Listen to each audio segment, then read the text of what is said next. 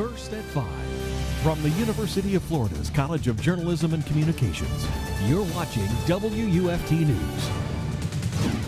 We're following two big stories: shots fired at Marion County High School, one student hit, and a community shaken. WUFT brings you team coverage. And the search for answers as two North Central Florida Sheriff's deputies are gunned down. We break down those details.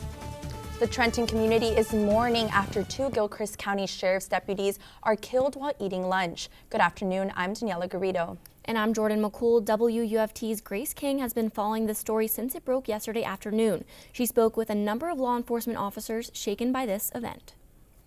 Gilchrist County Sheriff Bobby Schultz says they had sat down to eat while on duty. Then, without warning, a gunman entered the restaurant and opened fire, killing the two deputies inside. The only thing these men were guilty of was wanting to protect you and me. They gave their lives so that we can all be safe. Sheriff Schultz called them heroes. Sergeant Noel Ramirez, a 29-year-old husband and father of two, and Deputy Taylor Lindsay, a 25-year-old son who first joined the sheriff's office in 2013. Sergeant Ramirez and Deputy Lindsay were the best of the best. They were men of integrity. They were men of loyalty. They were God-fearing, and they loved what they did, and we're very proud of them. Local law enforcement is mourning the loss of their brothers. I knew both of them personally, and I can sit here in front of all of you and tell you that I loved them. Whatever those facts determine, we will never find a reason for what happened to Noel and Taylor, period. They were on duty, they went to eat. Levy County Sheriff's Office Lieutenant Scott Tummond, who worked with Sergeant Ramirez, had no words to describe his pain. Excuse me. But as this investigation and the search for answers continue, they're finding strength in each other and the community. Gilchrist County is resilient. You can see the outpouring of local supporting law enforcement officers that are here to assist. We'll honor these men by doing our jobs. We will honor them by doing what we're supposed to do, because that is what our Heavenly Father wants us to do, because to be a law enforcement officer is a calling. Without question, without reservation. As the Gilchrist County Sheriff's Office deputies mourn the loss of their own, the Alachua County Sheriff's Office is responding to their calls. Other agencies are also on standby and assisting in any way they can. Grace King, WUFT News. Thanks, Grace. The community is also banding together during this difficult time. People across the region are finding ways to honor and remember Sergeant Noel Ramirez and Deputy Taylor Lindsay. This small memorial was found outside of the Ace China restaurant where the shooting took place. You can see flowers, American flags, and a cross lining the exterior of the building. The owners of the restaurant started a GoFundMe for the fallen deputies, hoping to raise $10,000. The Gilchrist County Sheriff's Office also set up a benefit account. Donations can be made at any Drummond Community Bank branch. You can also pay your respects. The city of Newberry is hosting a vigil tonight at 8 p.m. in the Country Way Town Square. Also new today, authorities have identified the man who shot Sergeant Ramirez and Deputy Lindsay. They say 59-year-old John Hubert Highnote shot both men before turning the gun on himself. Gilchrist Fire Rescue was spotted at the shooter's home in Bell. 3 cars were parked in the driveway.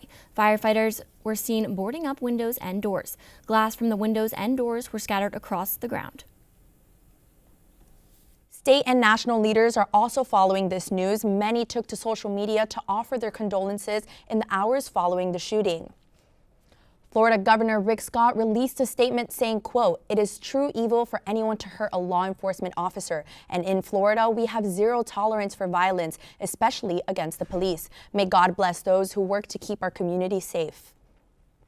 And President Donald Trump tweeted his support, saying, "My thoughts, prayers, and condolences are with the families, friends, and colleagues of the 2 Gilchrist County deputies, heroes who lost their lives in the line of duty."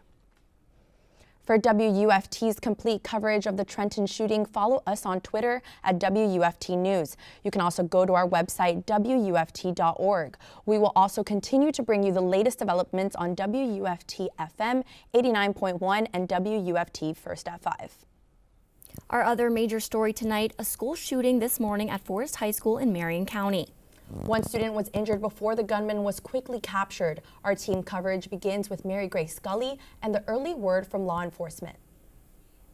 I'm here at Forest High School, where the Marion County Sheriff's Office tells me that the school resource officer was able to take down the threat within minutes. What happened down south almost came here to Marion County. Sheriff Billy Woods says it was a 19-year-old male, a non-student, who brought a gun to campus today. A gunshot caused an ankle injury to a 17-year-old student.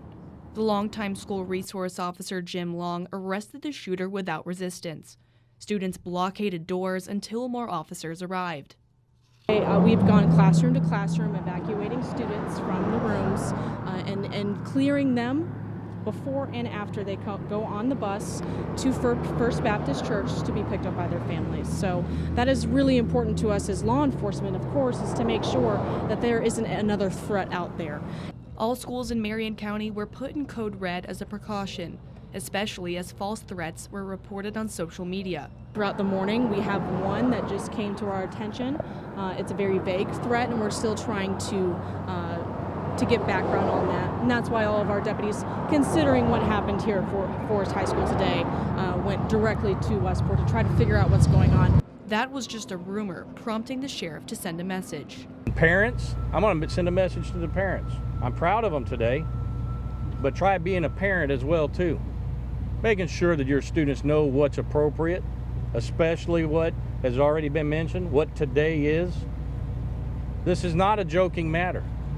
The sheriff said the emergency plans worked and there's nothing he would change for Monday. Today could have went a lot worse than it did because of preparation. It was a safe day. We ended up being okay. The sheriff's office says it's still early in the investigation, but they do plan to press charges. In Ocala, I'm Mary Grace Scully, WUFT News. Forest High students were evacuated to a nearby church to wait for parents to check them out of school and go home. WUFT's Grayson Jarvis spoke with students and joins us live from the newsroom. This happened on a day when many high schoolers nationwide were planning another walkout to call for more gun control. Instead, Forest High students had an early test of recent training implemented after the Parkland tragedy. I was like, no way, this wouldn't happen now, but... After the school shooting at Forest High, students were transported by bus down the street to First Baptist Church of Ocala. They waited to be reunited with their families as police continued their investigation back at the school. Tension was high as officials explained the pickup process to frustrated parents, and students continued to process the events that occurred at their school just a few hours before. I was in D hallway, it happened in C hallway. Then it went into a code red. So we barricaded the doors and we turned off all the lights, and then I just heard a loud bang, just pow. And then that's when we heard sirens, and then the police came over. Fortunately, no fatalities and only one injury. Some students say the way they approach a regular school day will be permanently changed. You can't go to school without fearing that something's going to happen. Like, we can't go to school like feeling safe anymore. We're like have to be like, we have to protect, like our guard has to be up. On the 19th anniversary of Columbine, and only a couple months removed from the Stoneman Douglas shooting, even more students are raising their voices. Something has to change, though. This is getting out of hand and ridiculous right now.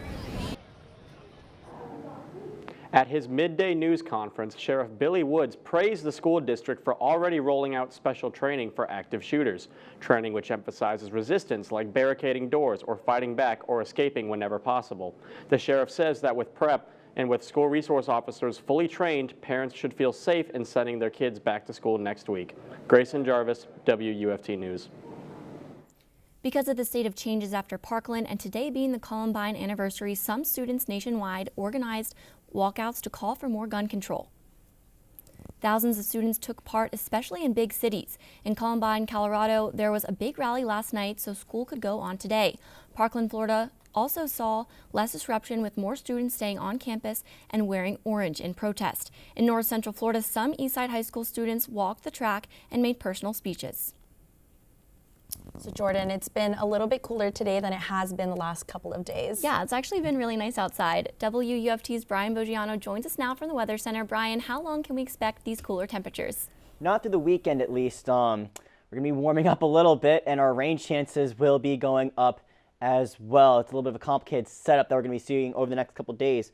But right now, 70 degrees, a little gloomy outside, but not that bad. It's a pretty enjoyable day right now. So really nice outside all across North Central Florida. 73 in Ocala, 68 Lake City. We have an onshore flow at the Atlantic, so 63 degrees in Jacksonville and 66 in St. Augustine. So about 10, 15, even 20 degrees cooler than this time yesterday. And tonight we will be cooling off only to about 60 degrees here in Gainesville.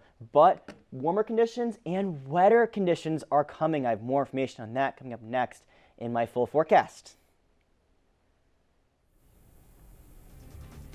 Coming up on First at 5, a well-known UF graduate revisits her Gator roots and earns a special recognition. WUFT sat down with the famous sportscaster and host. Plus, Buchholz High School is bringing a new musical to the stage this week. Queens fans especially are in for a rockin' treat. That's coming up.